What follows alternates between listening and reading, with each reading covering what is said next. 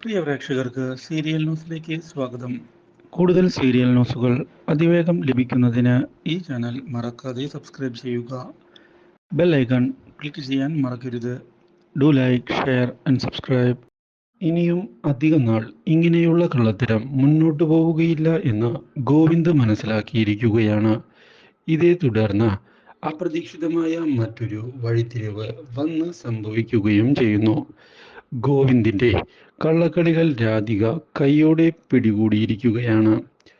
ഇനി എന്താണ് പറയാനുള്ളത് എന്ന് രാധിക ചോദിക്കുകയും തനിക്ക് നൽകിയ വാക്കാണ് തെറ്റിച്ചിരിക്കുന്നത് എന്ന് പറയുകയും ചെയ്യുന്നു.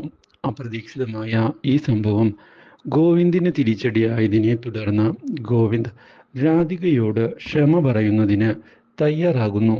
പക്ഷേ രാധിക തനിക്കൊന്നും കേൾക്കേണ്ട എന്നുള്ള തീരുമാനത്തിൽ ഉറച്ചു നിൽക്കുകയും ഗീതുവിനെ ഒരിക്കലും അംഗീകരിക്കാൻ തനിക്ക് സാധിക്കുകയില്ല എന്ന് പറയുകയും ചെയ്തിരിക്കുകയാണ്.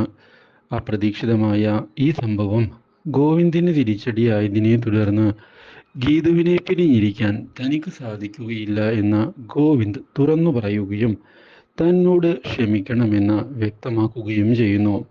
ഗീതുവിനെ അംഗീകരിച്ച് മതിയാകൂ എന്നുള്ള കാര്യവും പറഞ്ഞതിനെ തുടർന്ന് ഒടുവിൽ രാധിക വീട്ടിൽ നിന്ന് ഇറങ്ങിപ്പോവുകയാണ് എന്നുള്ള ഭീഷണി മുടക്കിയിരിക്കുകയാണ്. ഇത് ഗോവിന്ദിനെ ഞെട്ടിച്ചു കളയുന്നു. Do like, share and subscribe.